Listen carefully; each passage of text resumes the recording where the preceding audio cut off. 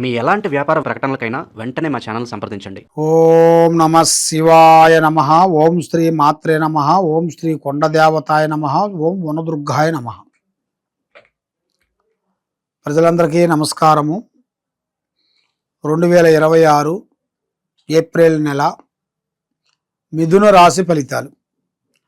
మరి ఈ మిథున రాశిలో ఉండవలసిన వాళ్ళందరికీ మృగశిర నక్షత్రము 1, 2, 3, 4 పాదములు అనగా, ఆరుద్ర నక్షత్రము 1, 2, 3, 4 పాదములు అనగా, పునరస్తు నక్షత్రము 1, 2, 3 పాదములు అనగా కలిస్తేనే మిథున రాశి ఫలితాలు.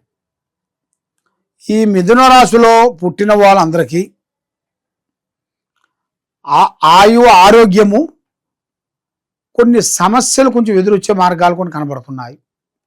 దాంతోపాటు భార్యాభర్తల మధ్యలో కొన్ని కలహాలు, వాళ్ళిద్దరి మనస్తత్వము ఒక రకంగా ఉండదు. మనసు ఒక దుక్కున, పని ఒక దుక్కునగా ఉంటుంది. కానీ అన్నదమ్ముల నుంచి కొన్ని గొడవలు, లేనిపోయిన సమస్యలు, మరి అక్కాజెల్లెల నుంచి కొంత పెద్దవాళ్ళ తరపు నుంచి కొన్ని ఆస్తులు గొడవలు, కొన్ని పోలీస్ స్టేషన్ గొడవలు, కొన్ని కోర్టు సమస్యలు, ఈ కొన్ని ఎదురొచ్చే మార్గాలు కొన్ని కనబడుతున్నాయి. అతి జాగ్రత్తలు కొన్ని పాటించాలి. అతి జాగ్రత్తలు కొన్ని పాటించినట్టుగైతే ఇలా జీవితంలో అనుకున్నది తప్పకుండా పూర్తి చేస్తారు. లక్ష్మి కలిసి వస్తుంది, మనసు శాంతిగా ఉంటుంది. మరి ఏ కార్యక్రమం చేసినా కూడా వీళ్ళకి చేతికాటికి వస్తుంది, చేయందుకోకుండా పోవటం, ఇలాంటి సంఘటనలు సమస్యలు కొన్ని ఎదురవుతున్నాయి. కాబట్టి ఈ రాశి ఫలములు అనేది మెయిన్గా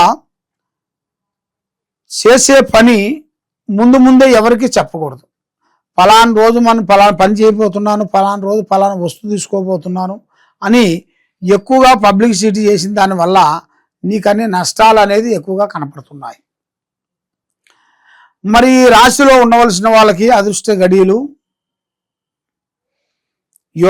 యోగ గడియలు, లక్ష్మీ గడియలు, స్నాన గడియలు ఇప్పుడులో అంత అనుకూలంగా లేవు. 9వ తారీఖు దాటిన తర్వాతే మంచి టయాలు, మంచి యోగాలు, మంచి విధానాలు అనేది వస్తుంటాయి. కాబట్టి మీరు ఏ కార్యక్రమం చేసినా ఎక్కడికి పోయినా కూడా ఇప్పుడు టయాం అనేది అంత అనుకూలంగా లేదు. మీరు చేసే వ్యాపారంలో కానీ, మీరు చేసే బిజినెస్లో కానీ ఈ నెలలో మీకు కొన్ని ఆటంకాలు కొన్ని ఎదురవుతుంటాయి. కొంచెం రావాల్సిన అమౌంట్ కూడా అది మీకు చేజారిపోతుంటుంది. ఇస్తానన్న వాళ్ళు కూడా ఇవ్వకుండా లేటుగా చేస్తుంటారు.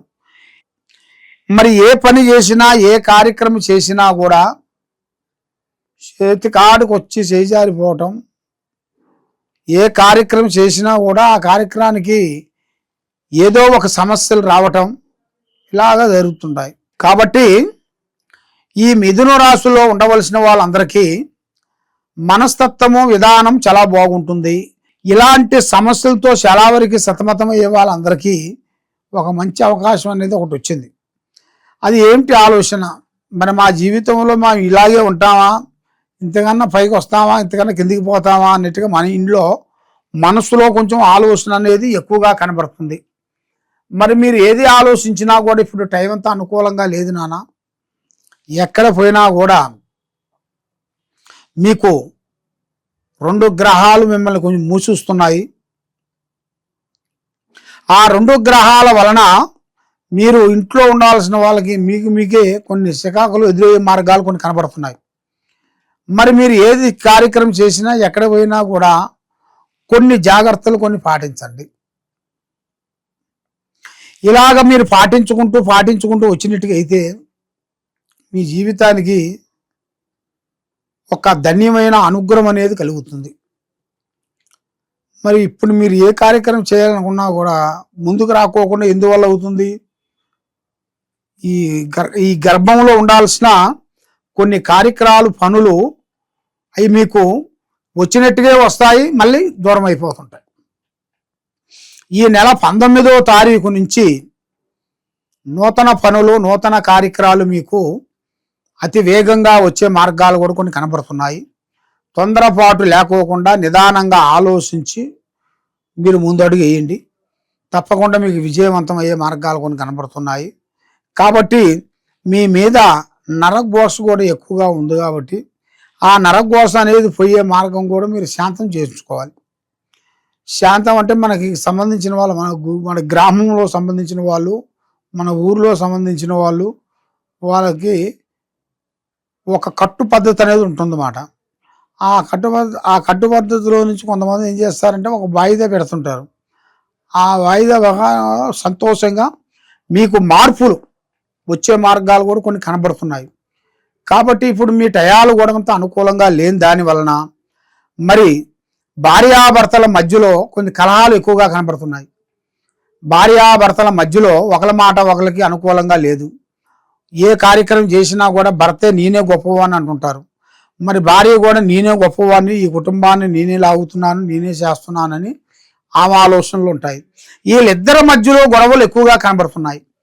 భార్యాభర్తల మధ్యలో కొన్ని గొడవలు, మరి ఎప్పుడో రోజుల నుంచి ఆడుకోవాల్సిన కొన్ని సమస్యలు కూడా, అవి కూడా కొన్ని సమస్యలతో ఎదురవుతుంది. ఒకటి కాకపోతే ఒకటి సమస్యలు మీకు కొన్ని ఎదురవుతున్నాయి. ఆ సమస్యలు లేకోకుండా మీరు శాంతపట్టంగా కావాలనుకుంటే మీరు చేయాల్సిన అమ్మవారు పూజా బలం చేసి ఆ లక్ష్మీదేవత అనుగ్రహాన్ని మీరు పొంది మీరు చేయాల్సిన కార్యక్రమాన్ని అభివృద్ధిగా ఉండి మీరు ఆ శివయ్యని, ఆ వెంకటేశ్వరుని పూజా బలం చేసుకునేది మీకు తప్పకుండా 100% మీకు కరెక్ట్గా సక్సెస్ అయ్యే మార్గాలు కూడా చాలా వరకు కనబడుతున్నాయి. మరి ఏ కార్యక్రమం చేసినా కూడా ఏదో ఒక సమస్య దగ్గరికి రావటం, దూరం కావటం, అలా కాకోకుండా దగ్గరికి అయ్యే మార్గం చేయాలి. దగ్గరికి అయ్యే మార్గం చేయాలంటే నీకు ఏ పని చేసినా ఇప్పుడు టైం అంతా అనుకూలంగా లేదు కాబట్టి నువ్వు మంచిగా పోయిన చెడు వస్తూనే ఉంటుంది. సాయంత్ర టయాలలో మీరు ఏ కార్యక్రమైనా పూర్తి చేసుకోండి. మార్నింగ్ టయాలలో చేయొద్దు. సాయంత్రం టయాలలో మీకు లక్ష్మీ గడియలు, రావు గడియలు ఎదురవుతాయి. కాబట్టి మీరు చేయాల్సిన పూజా బలము, దైవ బలము, ఆ శివుణ్ణి మీరు పూజించుకోండి. శివుడి ఆజ్ఞ లేనిది సేమైనా కొట్టదంటారు. ఆ శివుణ్ణి పూజా బలం చేసుకోండి, మీకు అన్ని దక్కుతాయి, మనశ్శాంతిగా ఉంటుంది. మీరు ఏమి అనుకుంటారో ఆ కార్యక్రమాలు మీరు 100% మీకు సక్సెస్ అయ్యే మార్గాలు ఉన్నాయని మనస్ఫూర్తిగా కోరుకుంటున్నాను. ఓం నమః శివాయ. సర్వోజన సుఖినో భవంతు.